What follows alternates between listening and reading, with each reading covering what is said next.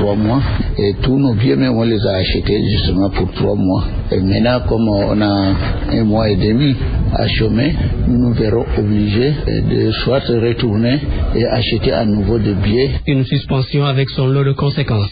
Fatimé Toumlé est veuve. Elle a quitté le Tchad pour venir témoigner au Sénégal. Aujourd'hui, elle se trouve dans l'obligation de retourner dans son pays. Tout est bouleversé. C'est une déprogrammation qu'il faut encore reprogrammer. Évidemment, il y a eu des conséquences. Ça aura des conséquences sur le plan financier, sur le plan organisationnel. Pour nous, il y aura des conséquences sur la prise en charge. Je retourne parce que 45 jours, c'est quand même beaucoup.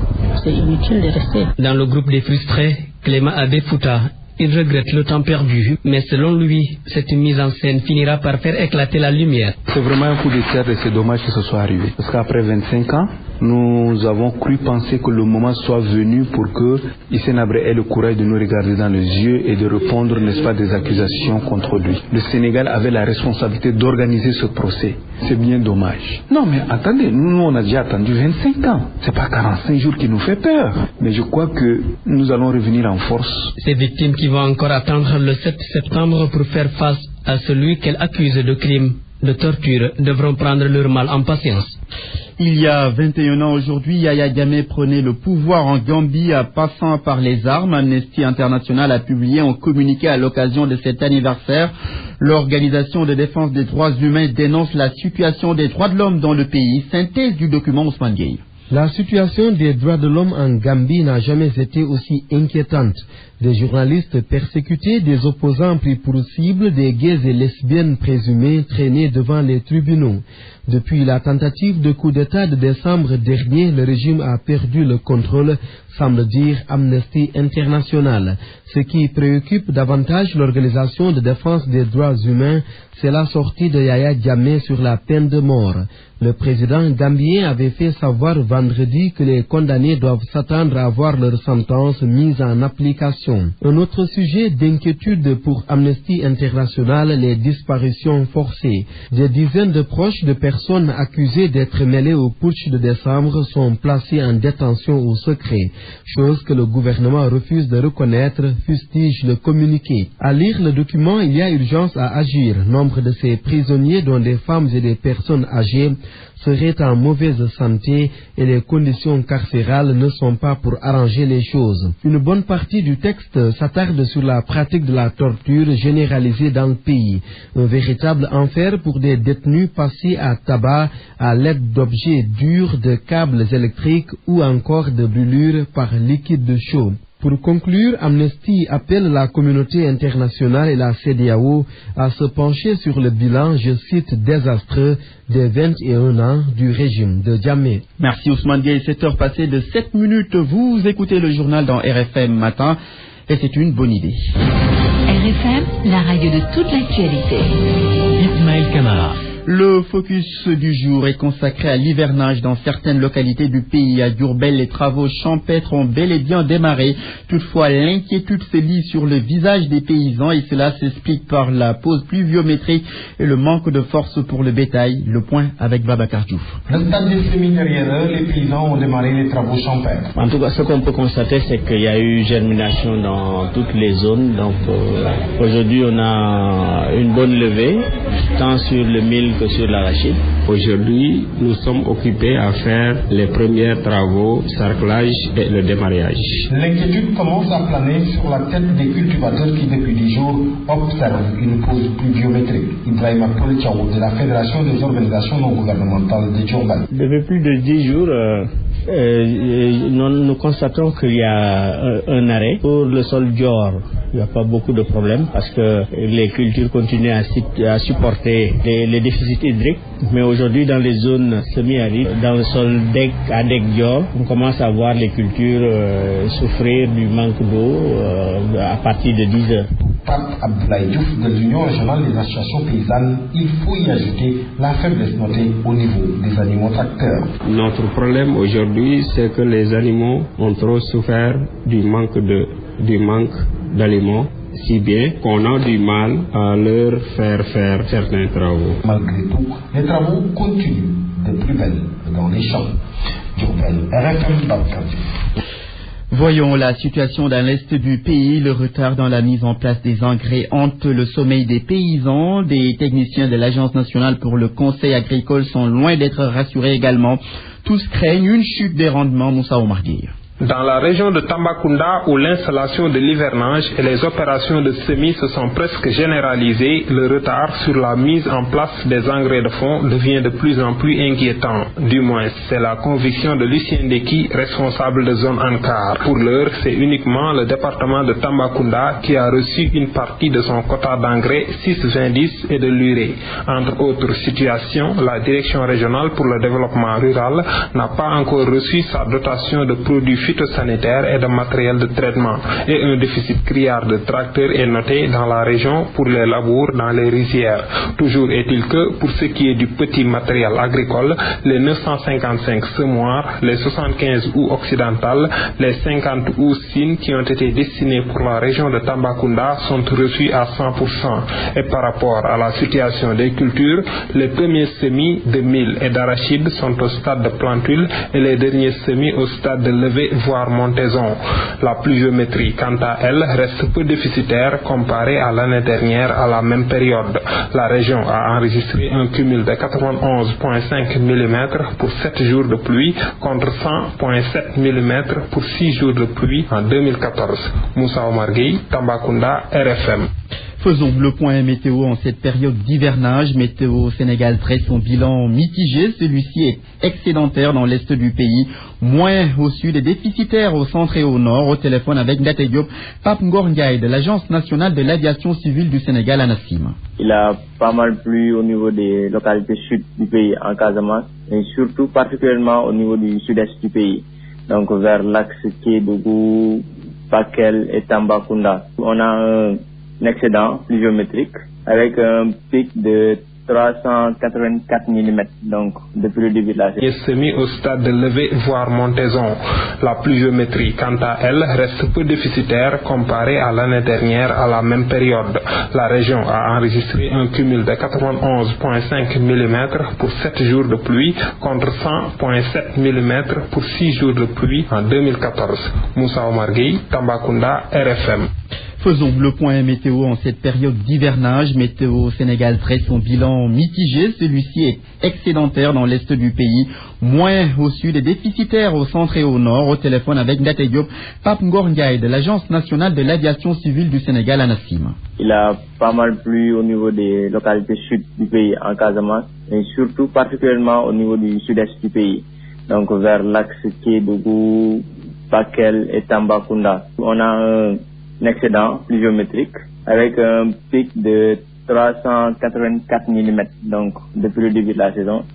Au niveau de la zone sud-ouest, donc en Casamance, la pluviométrie par rapport à la moyenne n'est pas aussi élevée, donc on a un déficit pluviométrique au niveau de Kolda et Ziguinchor qui ont respectivement enregistré 216 et 201 mm, donc au niveau de Kolda et Ziguinchor, et une situation plutôt normale au niveau de Cap Skirring qui a enregistré 187 mm.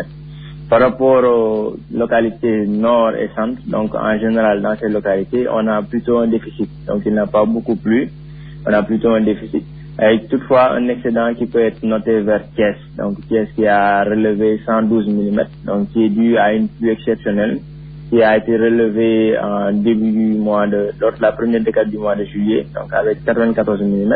Mais en général, on a plutôt un déficit sur les localités nord et centre. Donc pour résumer, il n'a pas encore beaucoup plu au niveau des localités nord et centre. Pape Ngor Ndiaye de l'ANACIM Météo au Sénégal. La présidentielle au Burundi, le dépouillement des bulletins a débuté. Aucune date nette avancée pour la publication des résultats. Toutefois, le président sortant, Pierre Nkurunziza,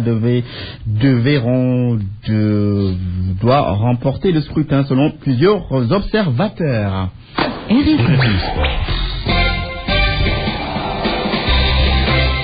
7h13, nous ouvrons la page des sports de ce journal. Bonjour Malal Junior Diagne. Bonjour Ismaël. Bonne nouvelle pour Gorgui Sidien et les membres de l'équipe nationale de basketball. Le virement devant donc couvrir les frais d'assurance de Gorgui Sidien est enfin effectué. Le joueur va pouvoir s'entraîner avec ses coéquipiers à Dakar depuis près d'une dizaine de jours. Il va donc pouvoir rentrer dans les schémas de jeu de l'entraîneur et de ses coéquipiers. Toutefois, la commission de communication de la Fédération sénégalaise de football invite également le ministère à avoir la même diligence par rapport au cas Malay Ndoye, le capitaine de l'équipe nationale, lui qui a dit qu'il s'entraînait depuis le début sans assurance, doit une fois également avoir son assurance avant d'aller à la Coupe d'Afrique prévue en Tunisie le mois prochain. Basketball également avec les Lions qui poursuivent la préparation au stadium Marius Ndiaye. Un des joueurs, Antoine Mendy, espère que la préparation se fera dans les meilleures conditions afin que l'équipe nationale du Sénégal puisse être au top avant d'entamer cette compétition. Objectif pour le Sénégal, renouer avec le titre qui fuit les Lions depuis 1997. Antoine Mendy est au micro de Soletam. Moi j'ai toujours eu la volonté de gagner, j'ai toujours été un gagneur. Je sais que dans une carrière de sportif, être bon en saison c'est bien, être bon en Coupe d'Afrique c'est bien, mais les gens se souviennent de quoi? Simplement de ce qui marque l'histoire. Et qu'est-ce qui va marquer l'histoire? C'est simplement si on gagne les titres, c'est les titres qui marquent l'histoire. C'est comme ça qu'on traverse une vie et c'est comme ça qu'on pourra marquer le cœur des Sénégalais simplement en gagnant.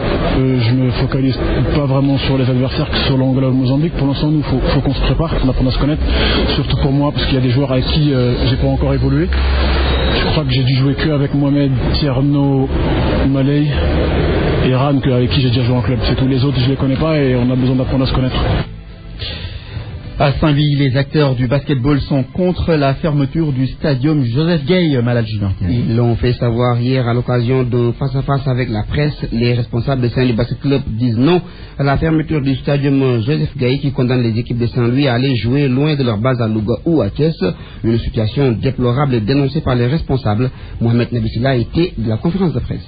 Les acteurs du basket ont porté des brassards rouges devant le stadium Joseph Gueye pour récuser l'arrêté du maire portant fermeture du stadium. Assousey est la vice-présidente de Saint-Louis Basket Club. Ce qu'ils devaient faire, c'est venir ici refaire le constat, voir ce qui se passe. On a été à la mairie discuter avec eux. Ils ont pris des décisions qu'ils n'ont pas respectées. Nous ne reculerons pas. Qu'ils le sachent. Il ne détruira pas le basket. Il va venir, il va repartir et laisser ça ici. Et l'histoire en parlera. Et Medoun Fall du club de basket de l'UGB d'ajouter les résultats qui contrastent avec la décision. L'année dernière, sur 6 coupes, Saint-Louis a remporté les 4. Les deux, on les a perdus, l'une en demi-finale, l'autre en demi-finale. Un maire qui a des équipes pareilles devait les aider à avoir une amélioration meilleure. Et certainement, il a été mal renseigné pour avoir la fermeture de ce stade. Mais Pape Bandengay de Saint-Louis Basket Club, par ailleurs vice-président de la fédération de basket, constate pour déplorer la situation. Quand on parle de problèmes d'incendie, quand on parle de problèmes d'aération, quand on parle de fissures, ces murs qui tiennent debout depuis au moins 10 ans ou 15 ans, ce n'est pas des fissures qui vont les faire tomber. On aurait été alarmé si le mur penchait ou la tribune penchait. Le boycott de toutes les compétitions de basket est la décision prise à l'issue de ce rassemblement. Et la femme Saint-Louis, Mohamed Nabissila. Mohamed Nabissila du côté de la municipalité, on espère que cette situation va trouver une solution très prochainement. On va adresser une correspondance au préfet afin qu'il vienne constater, lui et les acteurs de la protection civile, les travaux de réfection déjà réalisés au stadium Joseph Gueye de Gokhumbath, Ismaël. Football, on joue les demi-finales de la Coupe de la Ligue. Et c'est pour cet après-midi, pour cette compétition qui concerne que les équipes de la Ligue professionnelle. Germaine Anastasie Diouf nous présente les enjeux de ces demi-finales. Les Goréens qui viennent d'accéder en Ligue 1 acceptent leur statut d'outsider face aux douaniers. Toutefois, ils comptent saisir toutes leurs chances ce mercredi en demi-finale de la Coupe de la Ligue. Ali Mal est l'entraîneur de l'US Gorée. Ce sera un match difficile. Nous savons tous que la douane vont les favoris parce qu'elle est déjà en première. C'est vrai que nous serons en première division l'année prochaine. Donc nous préparons les matchs comme nous les avons préparés jusqu'à aujourd'hui. C'est ce qui nous a permis d'arriver en demi-finale. Donc on prépare nos matchs sereinement. Et si par exemple on va en finale, ce sera aussi une belle chose. Et donc je sais que nous allions en finale. Contre Gorée en demi-finale de la Coupe de la Ligue, c'est un match important pour la douane. Le club Gablou ne compte pas lésiner sur les moyens pour accéder en finale. Karim Segadiouf est le coach des douaniers. C'est un match important et qui ouvre les portes d'une finale. Une finale, c'est important dans la vie d'un club, dans la vie d'un joueur et d'un coach. Ça fait partie du palmarès. Alors nous le préparons de la manière vraiment la plus sereine possible. Ce match-là, nous lui accordons une grande importance. Douane Gorée, c'est ce mercredi à Dakar. L'autre demi-finale de la Coupe de la Ligue se dispute le même jour à Mour. Elle oppose le Stade de Mour à Dakar-Sacré-Cœur. Germaine, Anastasie, merci Ismaël. On termine avec le cyclisme, avec le Tour de France après un jour de repos. Début aujourd'hui des 4 étapes dans les Alpes. La première donc va servir de test pour Christopher Froome et son équipe qui va devoir gérer les velléités offensives de ses poursuivants immédiats qui ont là l'occasion de le dépouiller de son maillot jaune durant ces 4 étapes dans les Alpes, Ismaël. Merci Malal Junior Diagne. RFM, partout, tout le temps. Le PSE, le PUDC et les conseils des ministres décentralisés, autant dire que le président de la République déroule plusieurs programmes à la fois. Une pléthore de visions mène-t-elle le Sénégal à l'émergence? La réponse est toute trouvée. Certains parlent de chevauchement et de dispersion des forces avec comme conséquence un résultat en deçà des attentes. C'est le dossier économique de Mantouré. Une politique économique, c'est l'ensemble des moyens mis en œuvre par l'État pour atteindre les objectifs fixés. Le Sénégal parle d'un taux de croissance de 5,4 en 2015 et 7 points en 2017, raison pour laquelle le gouvernement affirme avoir mis en exécution certains projets du PSE. Il dit aussi mettre en œuvre le démarrage du PUDC. Enfin, il continue le Conseil des ministres décentralisé. Certains esprits éclairés craignent un chevauchement de programme ou une dispersion des forces, raison pour laquelle Mohamed Salsao, expert international en gouvernance, redéfinit le rôle de chaque programme. Le PSE, le référentiel en matière économique pour les prochaines années.